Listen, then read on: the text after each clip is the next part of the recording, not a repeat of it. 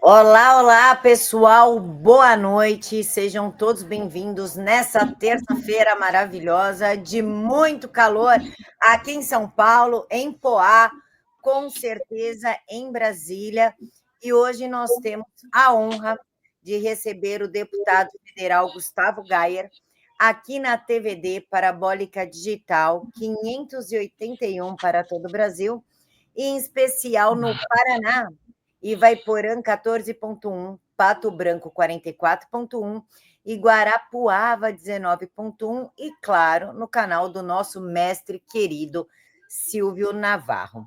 Gustavo Gayer foi eleito com mais de 200 mil votos e com quase 2 milhões de seguidores somente no YouTube, se tornando uma verdadeira oposição e terror da esquerda. Gayer, boa noite, é um prazer estar contigo aqui hoje. Boa noite Camila, boa noite Karina, boa noite a toda a audiência, é um prazer estar aqui participando desse programa, que há muito tempo, né, já poderia ter acontecido, só que é tão corrido a vida, que a Camila e a Karina são duas pessoas que eu tenho um carinho muito grande, a gente se conhece lá de trás, do início das nossas batalhas por um país melhor, passamos por altos e baixos e agora fico muito feliz de ver as duas nesse programa aqui com essa audiência tão seleta. Então estou aqui à disposição para a gente poder falar sobre o Brasil, o futuro, e pode vir, manda as perguntas que eu vou tentar fazer o melhor possível. Karina, minha irmã, boa noite, minha colega. Boa noite, Camila, minha irmãzona querida, audiência maravilhosa. Gayer, é um prazer estar aqui contigo, diante dessa batalha toda, né? Como tu disseste, nós que nos conhecemos lá atrás, e hoje vendo o teu sucesso, o alcance que tu atinge, a tua missão em andamento, por mais desafiadora que seja. Estou aqui todos os dias te acompanhando e torcendo por ti, para que tu consigas aí concluir essa batalha que te é uma missão, sim, com certeza. Bem-vindo! Gustavo, já começo o programa com uma pergunta que está causando um rebuliço nas redes sociais. OEA no Brasil. O Alexandre de Moraes liberou as redes sociais das pessoas, de algumas pessoas, não todas, mas da grande maioria, e também colocou o Rumble de volta no Brasil. É medo? É justificativa? O que significa essa postura dele? Com certeza ele está tomando algumas precauções devido à visita do pessoal da Comissão Interamericana de Direitos Humanos, em especial a Relatoria Especial da Liberdade de Expressão. Nós fomos aos Estados Unidos inúmeras vezes para fazer denúncias sobre o que está acontecendo no Brasil, denúncias sobre a censura, a perseguição, a instrumentalização do nosso sistema judiciário para perseguir a direita e os conservadores, a forma como eles atacaram e impediram Bolsonaro de governar, de fazer campanha, e com certeza, assim, com uma fartura de evidências, de provas, vídeos, declarações dos mesmos ministros, mostrando que eles são completamente enviesados, que eles têm um lado. Bom, e depois de todas essas visitas, haveria mais uma visita em outubro do mês passado. Essa visita foi cancelada.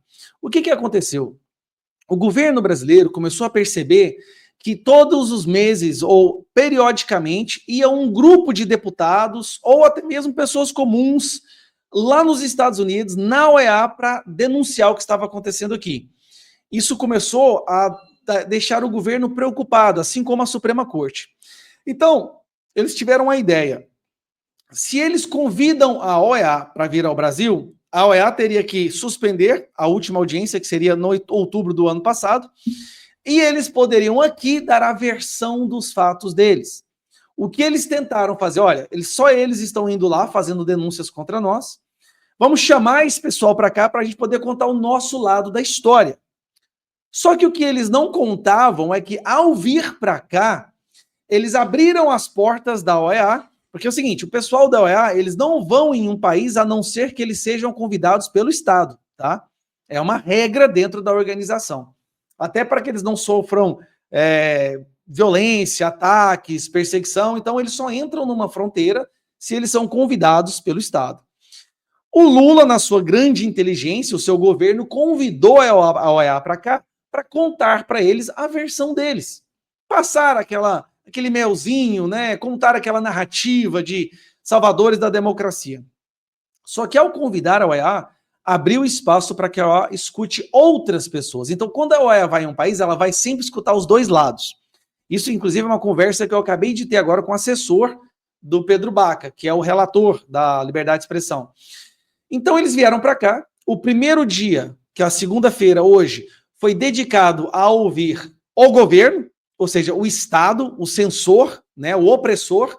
Só que os próximos 4 dias serão dedicados a ouvir vítimas, ou seja, os denunciadores.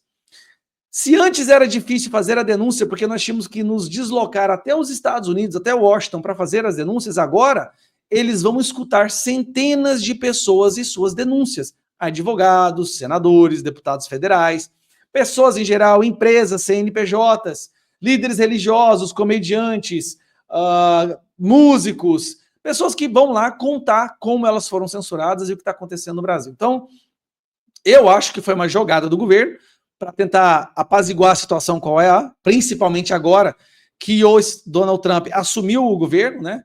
E disse que vai cortar os fundos da OEA se eles não demonstrarem que eles trabalham realmente pela liberdade de expressão e por direitos humanos, né, fundamentais.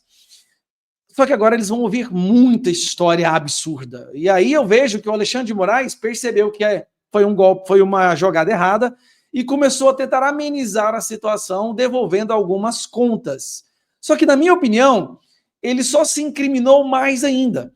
Ao devolver inúmeras contas que estavam banidas, censuradas há anos, horas antes do avião da OEA pousar, só o incrimina ainda mais. Né? É aquela comprovação de que o que ele estava fazendo era errado, ilegal, inconstitucional, e antes que a OEA pousasse aqui, ele desfez algumas dessas contas para poder apaziguar a situação. Cá.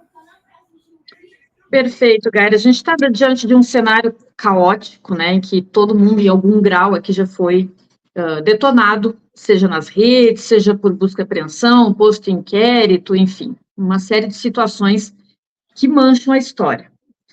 Nós estamos vendo ali uma denúncia feita pelo Marcos Duval, hoje na Auriverde, e que me chamou muito a atenção sobre o vice-presidente da Corte Interamericana dos Direitos Humanos, e que ninguém sabe muito bem quem é Rodrigo Mudrovich, que é um amigo de Gilmar Mendes, né, que está junto nesse processo, e que tem livros escritos juntos com Gilmar Mendes, foi indicado aí para ser o vice-presidente por conta desses conchavos todos, justamente logo depois do 8 de janeiro de 2023, ali teve aqueles meses, e ele já entrou como vice e nunca fez nada em relação a isso.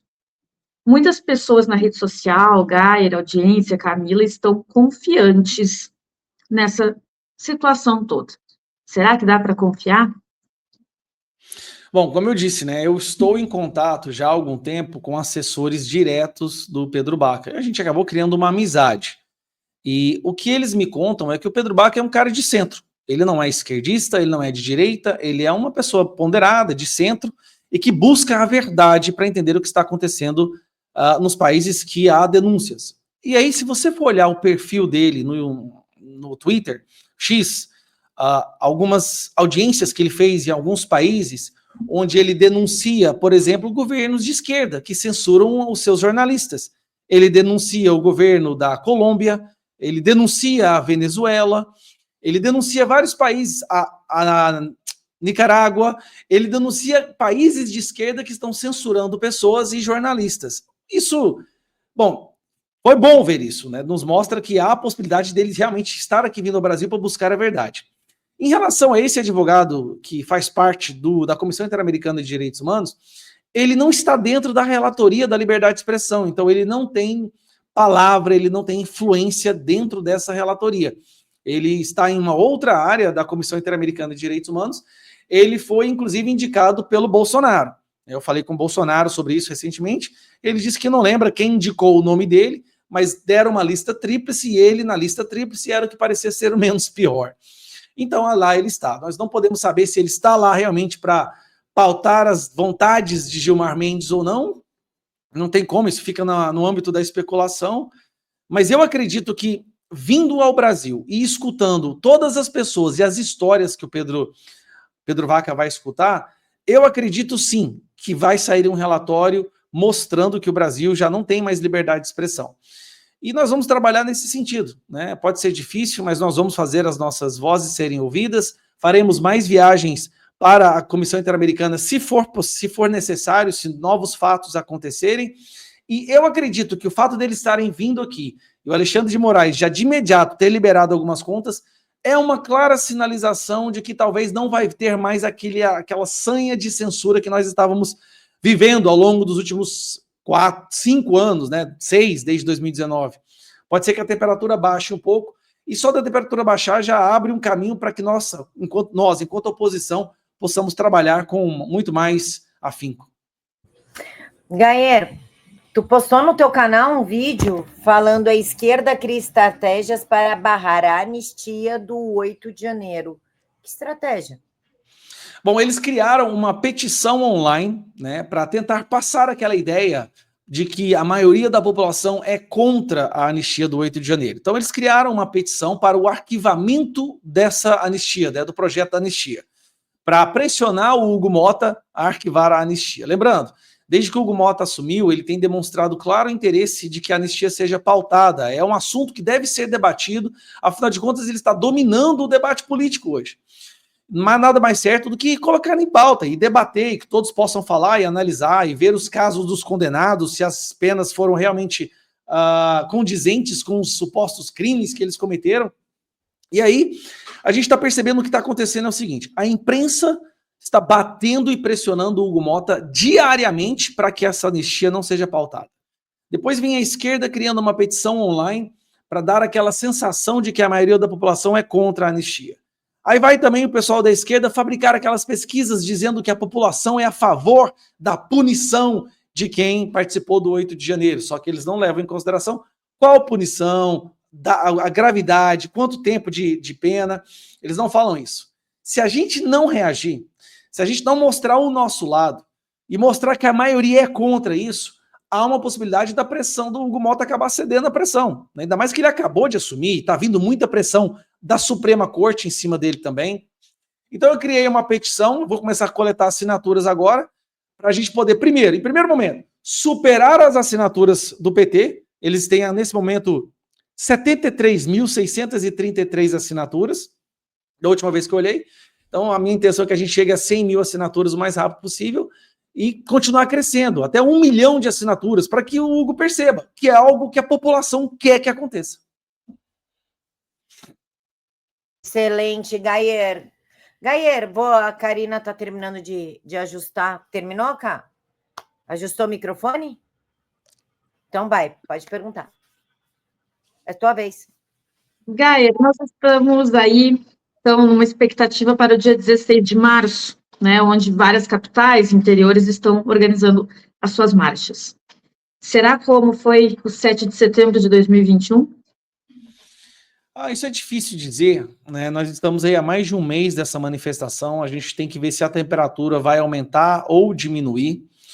Do ponto de vista da satisfação com o governo em si, vamos tirar de lado agora um pouco a questão da ditadura do judiciário e as decisões do Alexandre de Moraes e seus amigos, né? Em relação à satisfação com esse governo, a gente está vendo que a rejeição é recorde. O Lula nunca enfrentou uma rejeição como essa.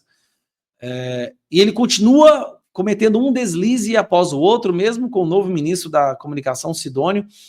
A rejeição é muito grande. Então nós temos aí uma possibilidade de muitas pessoas irem às ruas pela rejeição ao governo, pela demonstração de insatisfação com a política desse governo, o preço dos alimentos, picanha, café, laranja, tudo, né, que está sendo feito. E ao mesmo tempo nós temos aí, eu acredito que vai acontecer novos fatos em relação ao judiciário. Nós estamos vendo que a PGR vai apresentar a denúncia, a perseguição, o cerco vai fechar, essa ditadura vai recrudescer ainda mais, isso vai colocar mais lenha na fogueira, né, para que as pessoas vão às ruas. Nós vamos trabalhar para mobilizar. Nós vamos trabalhar, como nós trabalhamos antes do 7 de setembro, para mobilizar o povo, porque se a gente não for para as ruas, sinceramente, nada vai impedir eles de continuar fazendo o que eles estão fazendo com nós, e com certeza o resultado das eleições de 2026 precisa de que o povo volte a ocupar as ruas agora, né, para o governo chegar desgastado em final de 2026, para que um pouco do governo americano entenda o que está acontecendo aqui e tome algumas ações para botar uma coleira, pelo menos um bloqueio, né, nessa perseguição do nosso STF. Então, assim, eu acho que vai dar muita gente, mas vai depender do que vai acontecer daqui até lá. Gayer, outra pergunta também, que é a expectativa do povo, é o impeachment do Lula. Eu ia falar descondenado, mas na TVD não pode, do Lula. Vai rolar, porque o Alcolumbre deixou bem claro que ninguém vai atrapalhar as pautas do governo. Em relação ao Senado, né, é difícil. Eu falo para você, eu estou contente com as primeiras declarações do presidente da Câmara dos Deputados, a forma que ele tem se posicionado sobre pautas que nós consideramos pautas do bom senso, nem pautas da direita, só do bom senso. Mas, ao mesmo tempo, muito preocupado com declarações do Alcolumbre, que fala que nenhum senador pode se opor ao governo, à pauta do governo. Então ele é um despachante do governo. Então me explica, por que nós elegemos senadores, então? Não tem motivo. Se a gente elege um senador, é que ele represente a população. Se a população que o elegeu quer que ele seja oposição ao governo, o Alcolumbre acha que está errado. Não é o direito do senador, né, de querer se opor à pauta do governo. Isso não faz o menor sentido. Então o Senado seria apenas um despachante do governo federal? Mas assim, vejamos o que vai acontecer, pessoal. Eu acho que tem muita água para rolar ainda.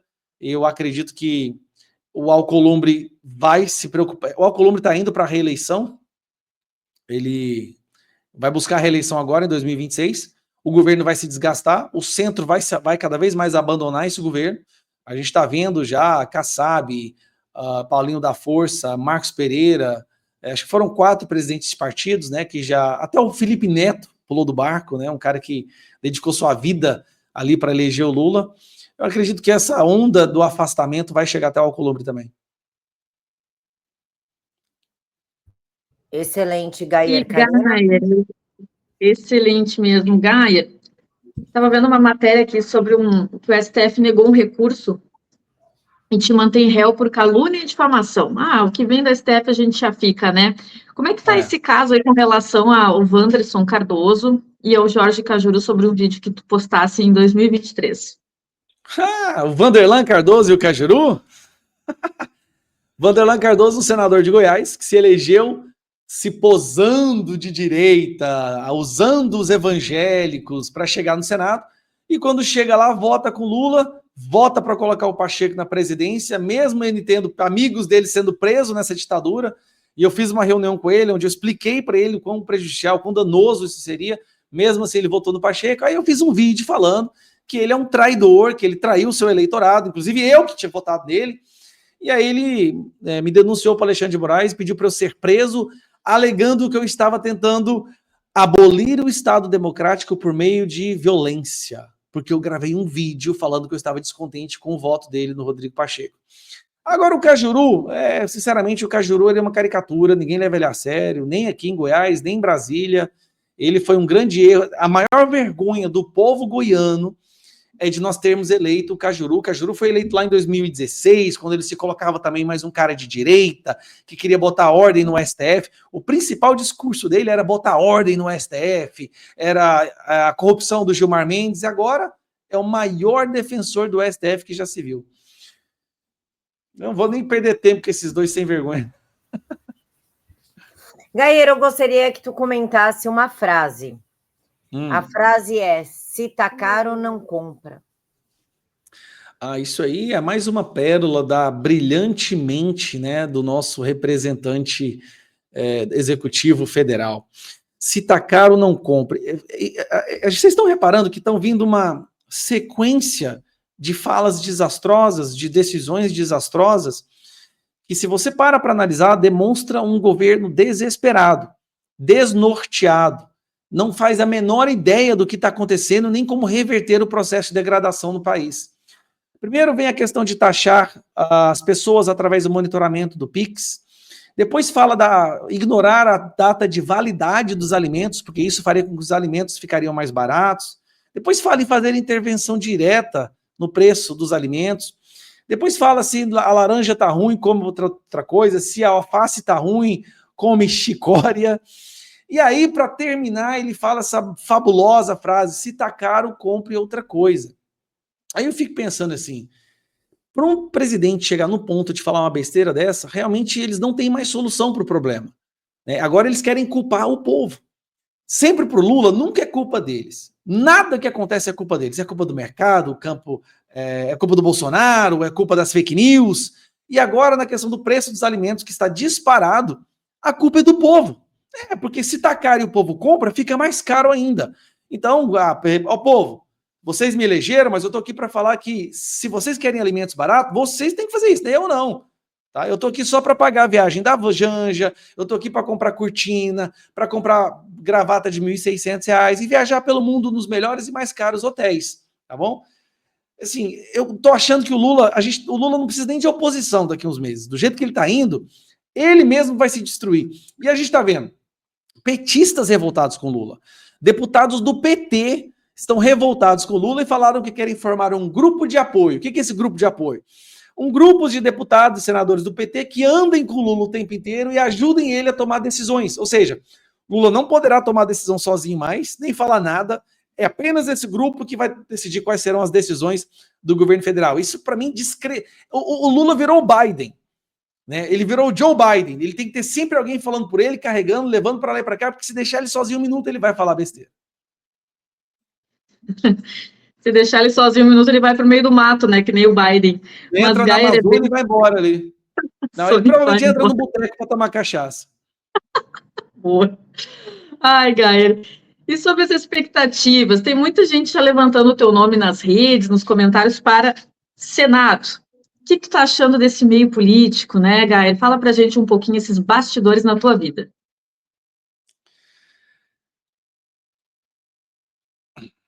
Olha, eu acho que isso aqui é uma missão. Sinceramente, eu não consigo entender como é que tem gente que gosta de ser político, principalmente quando você está lutando pela verdade, lutando contra o sistema. É gastrite, é insônia, é cabelo branco aparecendo, mais cabelo branco aparecendo todo dia, noites mal dormidas, Polícia Federal batendo na porta da sua casa às 6 horas da manhã. Eu, sinceramente, acho que foi uma decisão que eu tomei não pensando em mim, tá? Quando eu decidi concorrer ao deputado federal, porque se eu estivesse pensando em mim, eu jamais teria feito isso. Eu estou entregando minha vida, da minha existência, por uma causa maior, né? Para um país livre, que os nossos filhos possam viver em liberdade, que as futuras gerações possam desfrutar de um país decente, de um governo decente, que as pessoas não sejam perseguidas pelas suas opiniões. Mas, assim, do ponto de vista pessoal, não tem nada de bom. Zero, nem nada. O que eu gasto pagando multa do TSE é mais do que eu recebo como deputado federal. Então, assim, financeiramente falando, foi a pior decisão da minha vida. Eu pago por mês em torno de R$40 mil de multas que o Alexandre de Moraes impõe para mim. E o salário de deputado federal líquido dá em torno de 30. Então eu tenho que trabalhar em outras coisas para poder quitar essa dívida. Aí vocês me perguntam, Gustavo, você vai candidatar a Senado? Olha, se o Bolsonaro for candidato a presidente, eu vou candidatar a Senado, sim. Eu me coloco, meu nome, né? Se eu for junto com ele, para a gente poder virar esse jogo e resgatar esse país, tá? Mas tem muita água para rolar até lá. Eu não penso em 2026 em eleições. Eu vejo muitas pessoas já trabalhando em articulações, falando com prefeitos e vereadores e distribuindo emenda no Estado para comprar apoio. Eu faço o oposto, eu não mexo com emenda, eu distribuo 0 de emenda. Sim, eu acho que eu tenho certeza. Eu sou o único deputado federal que não distribui emenda. Eu sou contra a existência da emenda, eu acho que a emenda é o câncer da política, é a origem de todos os males e da corrupção. Então eu não tenho apoio, eu não fico buscando apoio no interior de prefeitos ou de vereadores. A única coisa que eu faço é tentar fazer o melhor trabalho que eu consigo. Eu tento ser, assim, não só o melhor deputado federal de Goiás, eu tento ser o melhor e mais combativo deputado federal do Brasil. Porque se eu tiver que ter uma ascensão na política, ela será dada, ela acontecerá como resultado da minha performance, e não por causa de busca e articulação política. É como se você está numa empresa, se você quer ser promovido, você tem dois caminhos. Você pode bajular o seu superior, você pode comprar os seus colegas, você pode manipular o sistema na empresa, ou você pode ser o melhor funcionário, entregar o melhor resultado e que o seu superior perceba isso e eleve você na posição. Então, o meu superior é o povo de Goiás, eu considero eles como o meu empregador, e eu tento fazer o melhor trabalho possível. Se eu virar senador, vai ser um milagre, porque eu não uso fundo eleitoral também. Nunca aconteceu de alguém virar senador sem usar fundo eleitoral, sem usar emenda. Rapaz, se acontecer um trem desse, vai ter que entrar para a história, viu? Mas se acontecer, vai ser porque eu fiz um excelente trabalho, e eu vou continuar tentando fazer isso. Gayer, por falar em excelente trabalho, 2 perguntas. Tu pensa em concorrer a governo? Já que como prefeito tu ia ganhar em primeiro lugar, estava super cotado, eu lembro das pesquisas. Tu pensa no governo de Goiânia? Não, de jeito nenhum, Camila, mas nem mesmo, não tem a menor chance. Assim, se eu for falar para você qual que é o meu plano, meu projeto é, se eu virar senador em 2026, são 8 anos, né? Então eu ficaria 8 anos como senador, a gente trabalhando para colocar esse país nos eixos, e depois, Camila, eu vou fazer outra coisa. Senão, isso aqui para mim é um sacrifício. Ter que ir para Brasília, para mim, é um sacrifício. Você não está entendendo. Quando eu entro naquele corredor do Congresso, parece que minha alma fica na porta. A energia, o peso vai para cima. Minha feição muda. Não quero nem mexer com o governo. Não, de jeito nenhum. De jeito nenhum. Vou fazer o Senado aí, quem sabe, ou outro mandato de deputado federal, depois eu largo isso tudo, vou viver a vida. Eu acho que isso é o povo de Goiás que tem que decidir para onde tu vai, primeiro. Segundo, o que tu pretende fazer esse ano 2025 para melhorar a vida da população? Esse ano a gente teve uma injeção de ânimo, tá? Eu não vou mentir para você. No final do ano passado, eu estava bem desanimado, vendo o cerco se fechando, o sistema parecendo que já estava cruzando a linha de chegada e a gente ali retardatário. Aí começa a acontecer fatos assim que são surpreendentes. A vitória do Donald Trump, o Mark Zuckerberg abandonando a agenda woke, né, que a gente viu recentemente. A Comissão Interamericana começando a olhar, a virar os olhos aqui para o Brasil. E aí eu falo, cara, a gente tem muita chance. Vamos lá, vamos lutar para pegar a Comissão de Comunicação, porque a gente tem que defender a nossa liberdade de expressão. Então, esse ano, nós vamos fazer uma defesa ferrenha da liberdade de expressão. Quero me aproximar mais ao Hugo Mota, a algumas pessoas do centro, para que eles entendam o nosso lado e entendam que não há nenhum radicalismo, nem extremismo no que nós defendemos. Aprovar a anistia do 8 de janeiro, através da mobilização popular, devolver o povo às ruas, a fazer com que as pessoas voltem a caminhar, a fazer seus protestos, as suas manifestações, que isso é de suma importância. Então, essas são coisas que a gente pretende fazer, e sem falar a CPI da interferência internacional, que eu sou o autor, nós já temos 100 assinaturas, e essa CPI ela tem o poder não de derrubar só o governo Lula, ela tem o poder e o potencial de derrubar o sistema, aquilo que a gente sempre usa, né? Aquele ser, o sistema que a gente luta contra. Essa CPI ela vai no cerne daquilo que a gente chama de sistema. Então a gente vai aprovar essa CPI, tem outras CPIs importantes também que eu quero participar, como a CPI do Correios, a CPI do IBGE, né, da manipulação de dados do IBGE, que vão desgastar muito esse governo. Então esse é o meu foco, né, defender a liberdade de expressão, anistia dos prisioneiros do 8 de janeiro, CPI da interferência internacional das agências como USAID e voltar a ocupar as ruas. Perfeito. Gayer, o do jornalista Silvio Navarro está te mandando um abraço aqui. Ele falou, mande um abraço para o Gayer. Recado dado. Um abraço para o Silvio Navarro também, acompanho ele, mais um jornalista aí que defende a verdade, que por isso também é um grande alvo desse sistema. Falando em abraço, cá, que o Osmar Terra estava falando com ele também. Disse, Osmar, eu estou entrevistando o Gayer. Ele, opa, manda um abraço para o meu querido Gayer. Então, tem um outro abraço para ti aqui no mesmo instante. Osmar Terra, deputado federal aqui do Rio Grande. Adoro o doutor Osmar, né? Eu acho ele uma pessoa brilhante, inteligentíssimo, né? De valores e princípios, um grande amigo, um grande companheiro nessa batalha também. Com certeza. Um abraço, Osmar. Vou enviar aqui. Gayer, e sobre agora a vitória de Trump? Qual é o que vai respingar nisso, nós brasileiros aqui? Olha, nós já tivemos o primeiro respingo, né? Essa decisão de tarifas de 25% no alumínio, no ferro e no aço, sendo que o Brasil é o segundo maior exportador desses produtos para os Estados Unidos, afeta de muito, então, a mineração, a nossa indústria de mineração no Brasil. Essa tarifa de 25% já afeta diretamente. Agora a gente tem que ver como que o governo Lula vai tentar resolver essa questão. Vamos lembrar que em 2021, não, deixa eu lembrar aqui, acho que foi 2019, o Donald Trump também ele tentou naquela época uma tarifa de 25% desses mesmos materiais, tá? Ferro, aço, alumínio. O Bolsonaro conversou com ele e depois da conversa conseguiu tirar a tarifa contra o Brasil. Olha que legal, olha a diplomacia daquela época. Agora eu quero ver se o Lula vai conseguir fazer o mesmo. Eu tenho certeza que não. Isso também vai prejudicar muito aqui no Brasil. Porque afinal de contas é uma entrada de capital estrangeiro muito grande nessas exportações e que vai deixar de acontecer. E eu acho que eles vão vir para cima em vários aspectos, em relação às decisões contra empresas americanas, a censura contra cidadãos americanos, isso vai ter uma retaliação, projetos de lei que estão prestes a serem aprovados em relação à suspensão de vistos para autoridades que censurem cidadãos americanos, e nesse caso se enquadra ministros do nosso STF, assim como toda a cadeia de comando da Polícia Federal, do STF, que seguiu essas ordens e que perseguiu cidadãos americanos e empresas americanas, né? Como é o caso da SpaceX, da X.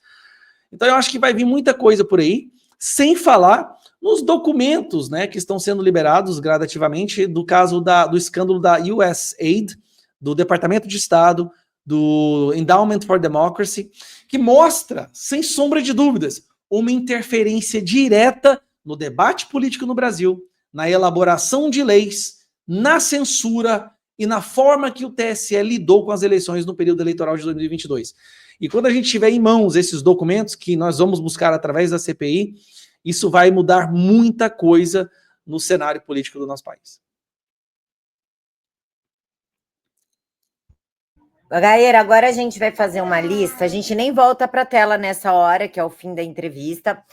Sabe, tu conheceu o Pinga Fogo? Não. A gente vai falar uma palavra e tu vai falar uma frase, tipo, o que vem na tua cabeça em primeiro lugar, pode ser? Tá, você fala uma palavra, eu falo uma frase? Isso, se quiser só resumir uma palavra, uma frase, mas tem que ser sobre essa palavra que eu vou te mandar. Tudo bem. A primeira é filhos. Razão da nossa existência. Brasil. Um grupo de famílias que tem o mesmo valor e cultura. Ativismo. Pode tanto ser do bem quanto do mal. Depende de quais valores e quais princípios estão sendo defendidos. Política. Aquilo que muitos gostariam de se manter distante, mas é o que define a qualidade de vida nossa e das futuras gerações. E 2026. Um ano onde nós teremos uma vitória maravilhosa ou seremos derrotados por um sistema que não suporta a liberdade no nosso planeta. Perfeito. Gayer, quer deixar algum recado final para a nossa audiência? Destacar algum projeto teu, pedir apoio, tipo, pessoal, vai votar tal dia, tal coisa, vamos apoiar, vamos fazer alguma coisa? Bom, se eu puder fazer um recado, ao longo desse ano, nós, da oposição, pretendemos fazer muitas mobilizações para barrar alguns projetos da esquerda, para resgatar alguns direitos fundamentais, para ir para as ruas em determinados momentos estratégicos. E a gente só pede que quando a gente fizer os chamados da mobilização, que vocês atendem. Não deixe a desesperança, não deixe o desânimo tomar conta. Esse ano vai ser um ano de grandes mudanças, eu acredito firmemente nisso. E olha que eu estava muito desanimado ao final do ano passado. Mas vendo as mudanças no cenário agora, eu acredito que esse ano vai ser um ano de vitórias. Só que para que essas vitórias aconteçam, a gente, nós da direita, os conservadores, esses deputados, senadores, nós só temos vocês. Nós não temos imprensa, nós não temos ONGs, não temos financiamento internacional, nada. Nós só temos vocês. Então, quando a gente pedir uma mobilização, que vocês encontrem no coração de cada um de vocês aquela força, aquela vontade de participar. Porque através da mobilização de milhões de brasileiros, eu tenho certeza que a gente vai ter essas vitórias que a gente tanto almeja. Sensacional, deputado. Deputado, eu quero agradecer ao senhor, em nome da TVD, do canal Silvio Navarro, a sua disponibilidade e já deixar um convite aqui em aberto para que o senhor volte e fale mais de suas pautas. Seria algo mais focado somente na sua atuação política. Olha, eu agradeço pelo convite, é um prazer, é muito bom ver essas iniciativas, né, cada vez mais acontecendo, de falar a verdade, de pessoas que se dispõem a lutar pelo que é certo, sabendo, e todos nós aqui sabemos que isso hoje é se colocar em risco, é colocar um alvo gigantesco nas suas costas. Então eu fico muito feliz de ver, né, mulheres inteligentes lutando pela verdade, não cedendo para esse sistema, e que a gente possa todo um dia no futuro, todos, rir do que aconteceu e nos orgulharmos de não termos desistido. Um abraço para todos, fiquem com Deus. Boa noite, Karina, minha companheira de programa, minha irmã. Boa noite, Camila, Gayer, um prazerzão, audiência maravilhosa, obrigada por estarem aqui conosco. Não esqueçam de partilhar esse link com os amigos de vocês, para que a mensagem do deputado Gustavo Gayer chegue mais longe e atinja os corações, para que a gente consiga vencer essa. Um grande beijo. Tchau, pessoal, e até amanhã nesse mesmo horário aqui na TVD.